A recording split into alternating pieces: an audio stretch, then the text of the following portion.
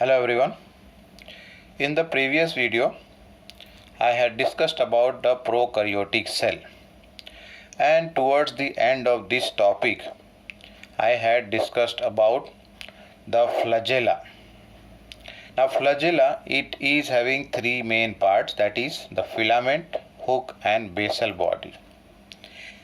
What I want to show here is the figure. Let us say this is a membrane of gram-negative bacteria. The membrane we are going to discuss after some time. I am going to discuss in this video about the cell membrane or plasma membrane. It is having two layers, outer and inner. So that's why here the outer membrane as a whole cell envelope. In between these two membrane, that is outer and inner membrane, presence of a peptoglycan layer is there. Now here in case of the flagella, what happens here? The filament is the outermost part which is free. Then the part which is in the center or in the middle is called as the hook, and the basal body is here, which is actually having four different rings. That is P ring over here, and then S and M ring, which are embedded in the inner membrane, whereas the P ring and L ring are embedded in the outer membrane, and in between these two inner and outer membrane lies the layer of a peptidoglycan, which is present in their cell wall, and as a whole this is called as cell envelope that I have discussed in the previous video. Now based on this,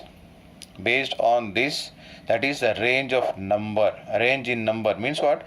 Over here flagella I am talking about. That flagella has different arrangement onto the bacterial cell, and based on that they can be further classified in this way. Just note down, if there is no flagella, so they are called as atrichous because flagella is not present. And if the bacteria has only a single flagellum, then that is called as monotrichous, or otherwise polar or monotrichous flagellum. In the third one is a tuft, a group of flagellum is present, or group of flagella is present at only one pole, then that is called as lophotrichous. The second one here I discussed about only a single flagellum at one end, that is called as monotrichous or polar. If suppose that both the ends, in case of a bacillus or rod-shaped bacteria, both ends are having a single flagellum, one on, let us say here on the left side, one on the right side, then this is called as amphitrichous. Very similar to this, in the third one, what I discussed just now, I mentioned that a tuft or group of flagella is present at one end only, or one pole only, then this is called as lophotrichous. If suppose this kind of structure is present on both the ends, then that will be called as amphilophotrichous. This is lophotrichous, this is amphilophotrichous, that is tuft of flagella at both the ends.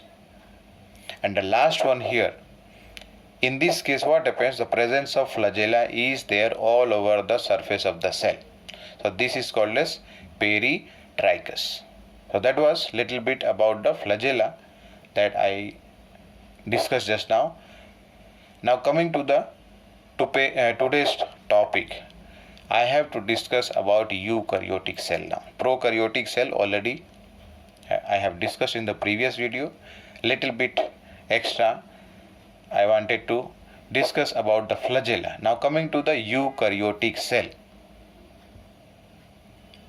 By now you are aware as to what is the difference between prokaryote and eukaryote. That already I have discussed in the first video for this chapter. Difference between prokaryote and eukaryote. So here we are talking about what? Eukaryotic cell. That means over here eukaryotic cells have more variations here. Different kinds of cells are there here. But the main character that is possessed over here is the presence of well-developed nucleus. which is having the presence of a nuclear membrane and nucleolus. Presence of nuclear membrane, that means the nucleus is bounded by nuclear membrane, and there is a dense structure inside the nucleus called as nucleolus. And over here the DNA or the genetic material is organized to form chromosomes, and this kind of nucleus are present in different kinds of cells in case of protists, plants, animals, and also in case of fungi. Means apart from the first kingdom, 5 kingdom classification we have discussed, except Monera, all others are eukaryotes. Now there are several other organelles apart from nucleus. Other organelles are there which are present in the cytoplasm. Means what? Eukaryotic cell has membrane bound organelles, and over here they also have some structures, specific or complex structures, which is used by the cells for locomotion and movement. And also inside the cytoplasm there are some cytoskeleton structures which supports or which gives shape to the cell in case of eukaryotic cell, which is not present in prokaryotic cell. Now you know about the animals and plants. That means the plants and animals are included under eukaryotic cell. What are the basic difference here between the plants and animals? In your lower class you have studied about this. I am going to just discuss in a short. In case of plant cells, they are having presence of cell wall, which is not present in case of animal cell. Then plant cells have plastids, which is responsible for photosynthesis, and this structure or this organelle is not present in animal cells. And then presence of a large vacuole, large central vacuole in case of plant cell, which is lacking in animal cell. If at all animal cells have this vacuole, it will be of very small size. But in case of animal, they have a structure which is called as centriole. Now these centrioles are present only in animal cell, but absent in case of plant cells.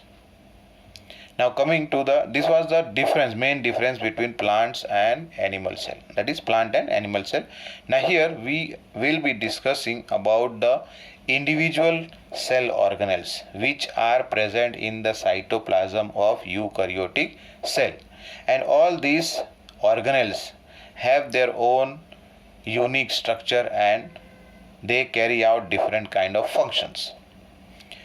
Now these organelles, as I said, are having basic or different kind of functions here. So let us see first of all the cell membrane, which is the outer boundary, or it is acting like a control center which controls the movement of substances either from outer side to inner side of the cell, or either from inner to the outer side of the cell here. Now how did the cell, or how was the cell studied? So in order to study greater detail of the inner part of the cell, there is a requirement of a powerful microscope. And powerful microscope like electron microscope was, you can say, discovered or made somewhere in 1950s. And after that only what happened, the study of, that is, ultrastructure of the cell, whether it is plant cell, animal cell or bacterial cell, was possible to study. And by how did the scientists study that? How did the scientists know greater detail about the plasma membrane? So they studied by performing some chemical studies, chemical analysis. So here the scientists found out or otherwise they established the possible structure of plasma membrane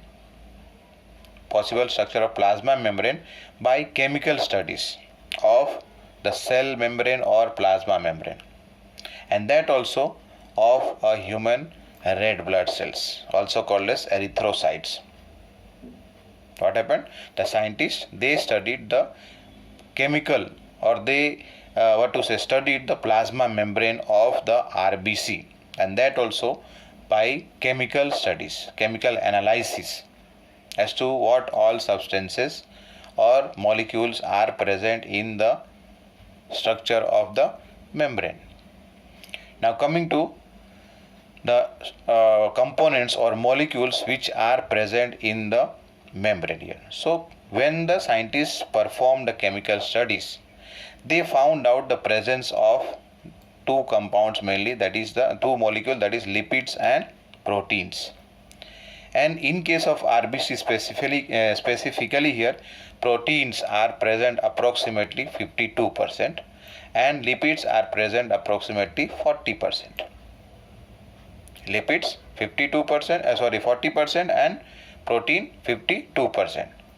Now these lipids which are present in the membrane, they are present as phospholipid, means along with the lipid phosphates are included. That's why phospholipid. This will become a complex lipid because it is not containing only lipid, but along with that non-lipid part also is present. So here whatever lipid is present in the membrane, that is the cell membrane you call, or plasma membrane you call, or third name plasma lemma, right? Now in this what happens, the lipid that is present in the form of or as phospholipid, and this has been arranged into two layers. That's why it is bilayer here. The outer layer and the inner layer. Let's see a figure here so that we can have a better understanding. Check this figure. Let us say that on top here rounded structures are there, and at the bottom here rounded structures are there. In between over here it is looking like simple curved lines like. So what are these actually? We have to understand that. The part that is shown here above this part on the upper side, this is the outer layer, let us say, and the one which is below this, what I am showing here, below this is let us say on the inner side of the cell. So here it is mentioned also inner side of the cell, and the upper side will be outer side of the cell. This has been magnified part and then it has been shown over here. Now in this, if you note down, two parts are there. This structure which are there on the round that are rounded structure, these are actually the polar, and at the center this part, this much over here, thread like structure you can see, these are actually the chain, hydrocarbon chain. It is made up of hydrocarbon chain. Let us see in this figure here, the ball like or rounded structure that you can see, these are actually phospholipid bilayer, no doubt, but this is actually the hydrophilic head. This is the hydrophilic head, and in the center here what you can see, this part in between the two rounded structure here, thread like, that is the hydrophobic tail, which is, I said, made up of hydrocarbon chain. And hydrophobic means remaining away from the water, hydrophilic means philic, attracted towards the water. So this hydrophilic head remains in contact with the water environment, whereas the one which is present on the inner side in between the two hydrophilic head here, that is remaining away from the water environment. Let us say again this side inner side, and on the top it is the outer side. These are actually two different figures. This is not the same figure. These are two different figures here. Okay. Now coming here, in between you can see these structures over here. These are actually the protein molecules. That means over here, as we earlier discussed, in case of RBC, that is the membrane of RBC is made up of protein and lipids. Lipids are 40% and protein are 52%. Now these proteins, how they are present? So these proteins are present in two forms. Some proteins are embedded into the membrane.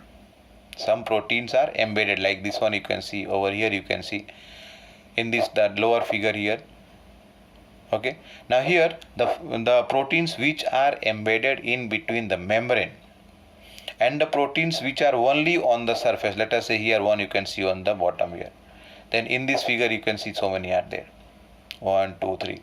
So these are actually called as what? Peripheral proteins. And the proteins which are embedded, the protein which are embedded, they are called as integral. Over here, integral protein embedded in the lipid bilayer, and this one peripheral, attached to surface of lipid bilayer, only on the surface, either on the inner side or either on the upper side. And the ones which are embedded into the membrane, that is called as over here as integral protein. These proteins are helpful for movement of certain materials or ions either to the inner side or either to the outer side. So here what I was talking, that the lipid that is present here in the form of phospholipid, it is arranged in two layers, that is bilayer. The outer, that is the polar head remains towards the outer side, and the non-polar hydrophobic tail, what I said, which is made up of hydrocarbon, saturated hydrocarbon, it remains towards the inner side. So that means over here the non-polar part here, that means the non-polar part over here, okay, which is the hydrophobic. I said here hydrophobic means what? Remains away from water. Phobic. Okay.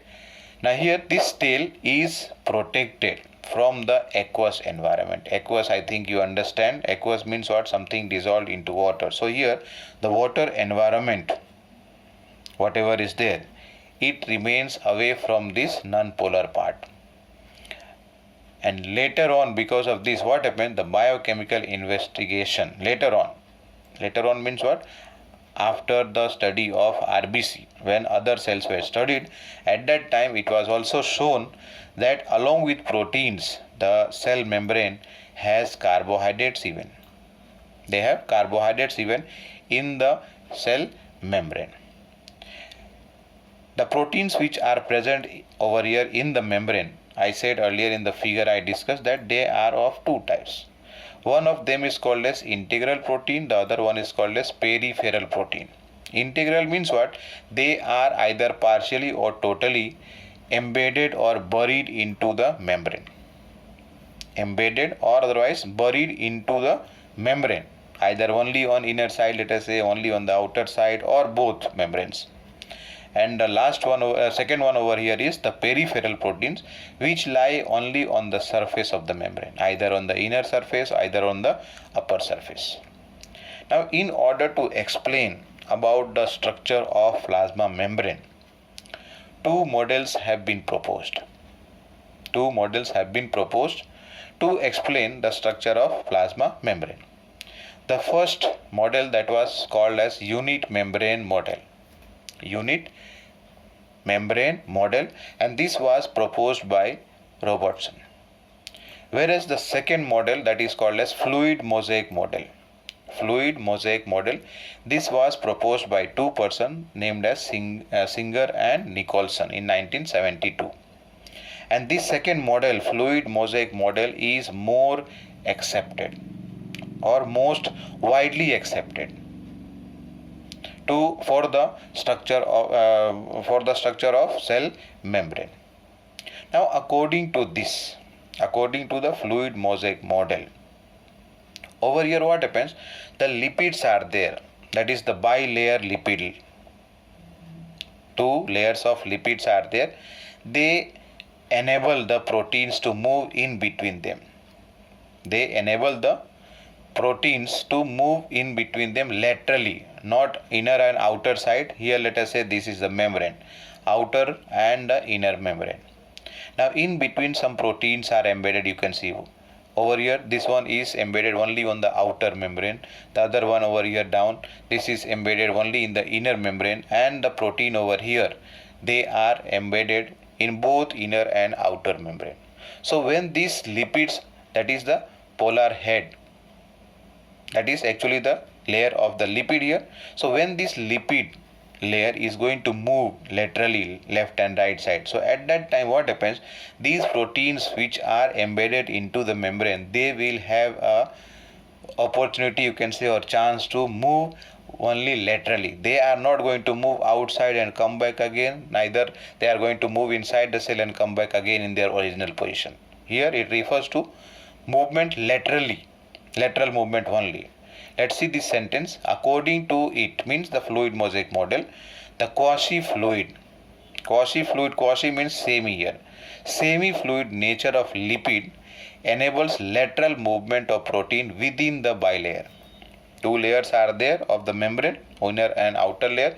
In between this, what happens, the lipids are able to show fluid like movement, as a result of which the proteins which are present here, they can also move laterally. And this ability of the membrane to allow the movement or allow the proteins to move in between them, this is measured as fluidity, and because of that the name has come as fluid mosaic model. Now this fluid nature of the membrane is very important. Important for what purpose? Some functions, like let us say here cell division.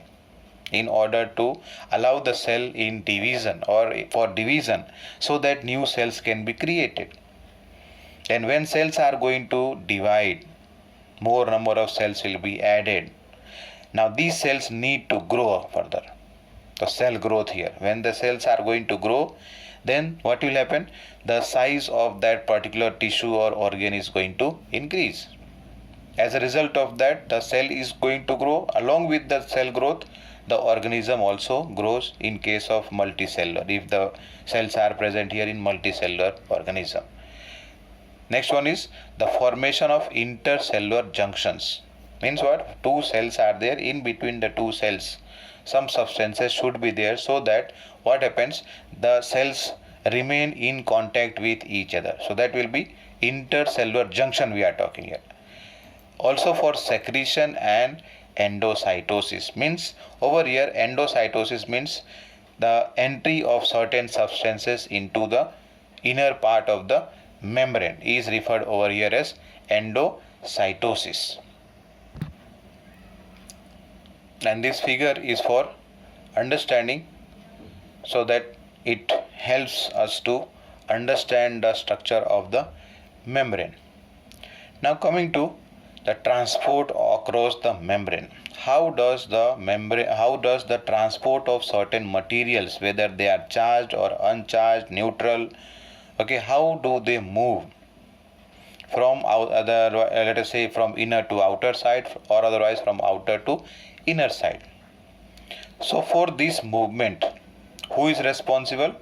Mainly plasma membrane is responsible, or the cell membrane you can say is responsible. And over here a word that is selectively permeable. Means what? The membrane over here is selectively permeable, also called as semi-permeable. Means what? It does not allow all the substances, all the molecules to simply enter into the cell or otherwise simply go out of the cell. That is all regulated, controlled by the cell membrane here. That means over here the word that is used, selectively permeable, means what? That certain substances are allowed to come inside, certain other substances allowed to go out, but not all substances are allowed to go inside or outside. Two main types of transport is there. One is called as passive transport and the other one is called as active transport. In case of passive transport, energy is not spent here. There is no requirement of energy. Whereas in case of active transport, there is a requirement of energy. Now why there is a requirement of energy in case of active transport, that we will understand, but before that let's see this passive transport. In this what happens, the substances that needs to be transported, let us say from inner to outer or otherwise from outer to inner side, they move across their concentration difference or concentration gradient. You know about the water that is placed or that has been pumped by motors, that is the pump, and this water that water is stored in the overhead tank in the houses that we are living or in the buildings that we are living. So over there, when we want to pump the water and store water into the tank, at that time there is a use of energy. And use of energy over here is done by the pump here, electric pump, so that it can pump the water and let the water get stored into the tank. Later on, what happens when we open the tap inside the house? What happens? Water simply comes down because of the difference in the height. Very similar to that here. That here we are talking about the concentration difference. Any substance is more, let us say, on the outer side of the membrane. Over here, let us say, any substance is more on the outer surface, outer side. So that can have easy time for its entry into the cell, because into the on the inner part of the cell, that particular substance is less in amount, concentration is less. So these substances, that is, the passive transport is a transport in which what happens, the substances get transported across the membrane based on the concentration difference. That means they can move from their higher concentration to lower concentrated, and this process is called as simple diffusion. One more example, let us see. In case of some leakage, let us say in our houses we use cooking gas in the cylinder, and by chance let us say that the stove was left in on condition, or some problem is there with the pipe, connection is not faulty, anyhow the leakage of the gas takes place. Now why does the whole house or the room get filled with this gas?